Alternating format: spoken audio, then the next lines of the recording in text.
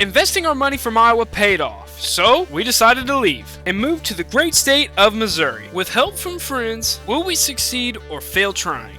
Find out in today's episode. Hey, thank you so much. Really appreciate it. Well, it's May 2nd and our corn is growing faster than ever. We priced co-op prices and Nate's deals were just a little bit high for what we'd like. And in the long run, I want to be able to put it on myself anyways instead of having to borrow equipment. So we're going to start off with this Schaefer. We're going to go ahead, run that thing down to the farm, hook it up to the tractor, and then we're going to run and pick a tote up to put in the back of the truck. So now that we're solo farming, it is a lot more laid back. Like I said, I don't have near the ground, and as you can see in the top right hand corner, I've got a lot of money. So if this thing keeps going good, we can either expand or heck, we might even be able to retire. Nonetheless though, I've been hearing some whereabouts that Clayton is actually thinking about moving back home or retiring, so we'll have to see what he says in the, coming months. Alright, so I'm thinking the 7800 is going to be a perfect fit for this. It's got a little bit narrow front tires. We don't want to run over the corn, but nonetheless, we can go ahead and come out here, kind of look at all the corn. It's coming up really, really good. I'd say most of it came up, probably about 90% of it, which is a lot more than typical. So we're going to go ahead, head down to the co-op, and get what we need. This might be the sketchiest thing I've ever done. We definitely have to take corners slow because this truck is liable just to flip over with this 528 gallons of Corteva herbicide. Alright, we've now got everything mixed. That took a long time to get the water pumped in, and then we had to go get a diverter to put all of the liquid herbicide in, but we got that. We did run the tote back, and I think now all that's left is to go ahead, hop in this field, and get it all sprayed.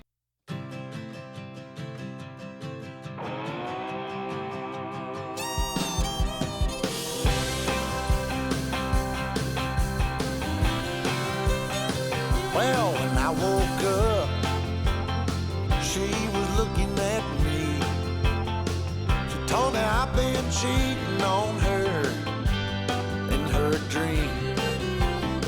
Lord, it wasn't a thing I could do or say to change her mind any way. She told me things was gonna change. If I wanted her, I couldn't stay the same. So I stopped going out on Friday nights. I stopped drinking with the boys. Yeah, everything she asked, I left in the past just to try to bring her joy. For the record, it can't be understated. All I've been domesticated. She told me top off her Jeep, the one I bought her when I sold my old GT. And I bumped in to my good friend. Well, that is finally done. We have our field sprayed with herbicide. We did have the co-op come by a little bit ago and put starter down right after we planted. So right now our crop is off to a wonderful start. We just need to keep these rains away and keep everything else away, and I think we're going to be sitting pretty good for a pretty darn good yield for harvest. Alright, now that we've got all the spraying done we need to get done for today, I'm going to do something a little mischievous and you guys are going to come along with me. Now what in the name is this? Who's just parked their truck? Is anybody down here? What in the world? Are they camping? Somebody camping down there? Alright, yeah, I'm not even gonna ask questions.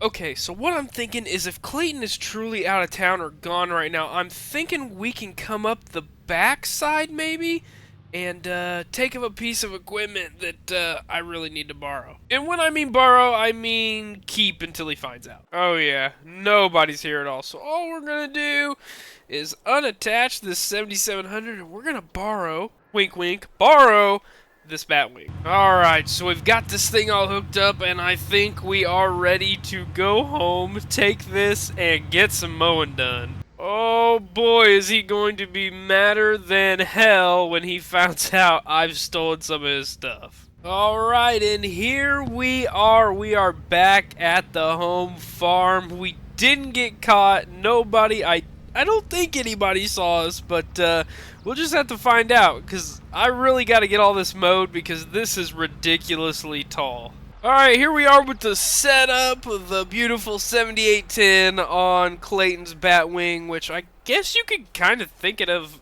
my Batwing. There's still a whole lot of legal battle stuff we got to do because I think technically I get like half the equipment or something, but that's another story for another day. Anywho, we're going to start off by mowing all of this because this is ridiculously tall, and then I think we will finish the day off by going across the cornfield over here and mowing that as well.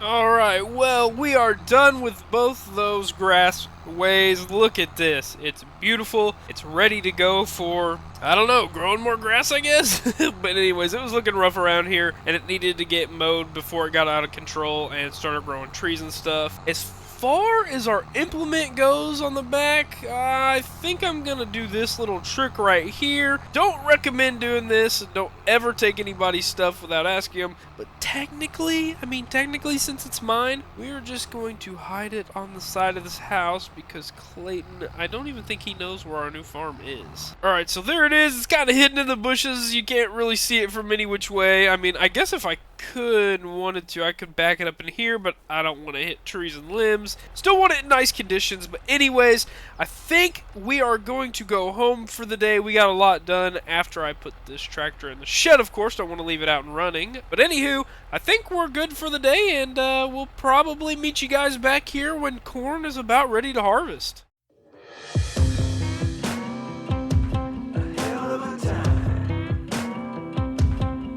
I go straight from the bank, gassing up the tank, cranking up the radio, playing old